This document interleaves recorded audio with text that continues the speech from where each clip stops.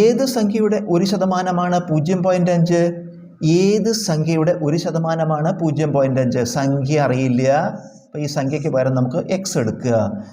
അപ്പോൾ ഏത് സംഖ്യയുടെ പറയുമ്പോൾ എക്സിൻ്റെ 1%. എങ്ങനെ 1% കാണുക? 1/100.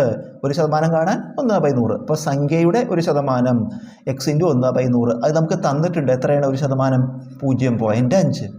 ഇതെങ്ങനെ എക്സ് കാണുക? എക്സ് സമം ഇൻറ്റു 1/100 അങ്ങോട്ട് എടുക്കുക. ഇൻറ്റു 1/100 സമത്തിൻ്റെ വലത്തോട്ട് എടുക്കുക. ഇവിടെ എന്തുണ്ട്?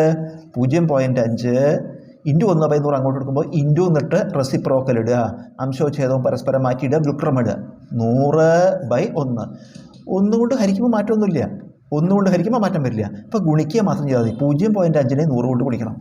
0.5നെ 100 കൊണ്ട് എങ്ങനെ ഗുണിക്കുക? ഒരു ദശാംശ സംഖ്യയെ 100 കൊണ്ട് ഗുണിക്കുമ്പോൾ, ഒരു ദശാംശ സംഖ്യയെ 100 കൊണ്ട് ഗുണിക്കുമ്പോൾ 2 0 അല്ലേ? ഇപ്പോൾ 2 സ്ഥാനം വലത്തോട്ട് നീക്കണം. ഇവിടെ 2 0 ആണ്. 2 സ്ഥാനം വലത്തോട്ട് നീക്കണം.